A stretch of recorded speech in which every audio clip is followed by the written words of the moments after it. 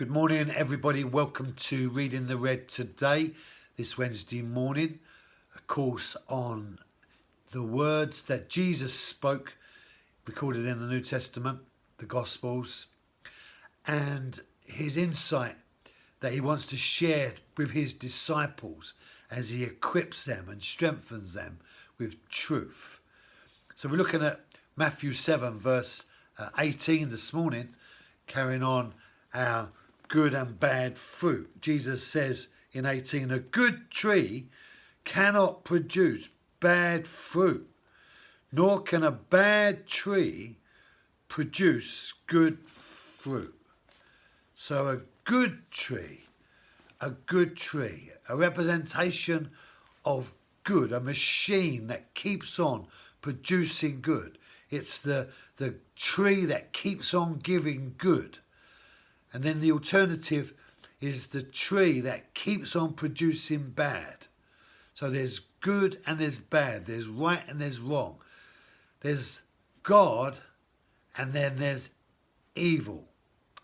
A good tree produces good fruit. The fruit that Jesus is talking about is the good things that we do.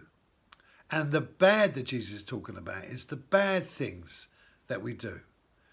No one wakes up in the morning and thinks to themselves, well, I'm going to try and live my life doing as much bad as I can today. And neither do we wake up saying, I want to do as much good as I can today. The truth is that we are often manipulated by the circumstances that we are in that control what we do and who we will be that day. So if we wake up feeling good, then we might be smiley and happy and joyful and just living the life, and we're kind of one of the chaps. And when we wake up feeling bad, we think, okay, right, this is a bad day. I'm going to live my life doing, just going to please myself. And you'll be impatient and you'll be frustrated and you'll be an irritation to everyone you meet and everyone you talk to.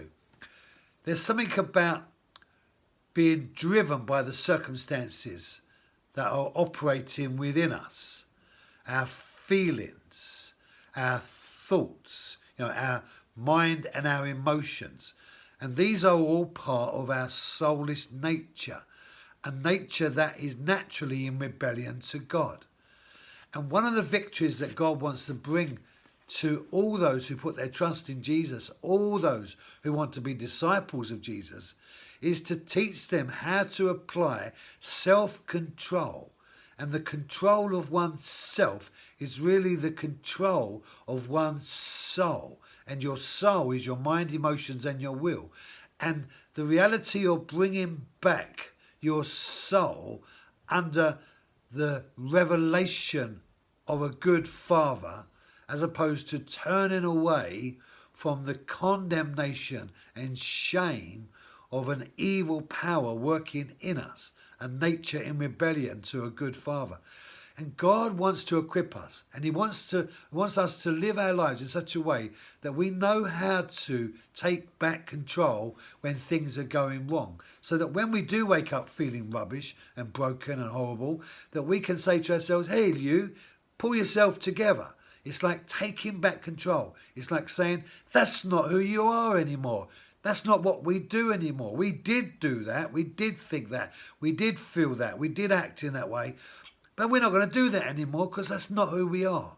And this is the reality of the transformation of changing what is a bad tree and bringing it into the revelation of being a good tree. Bless you. See you tomorrow.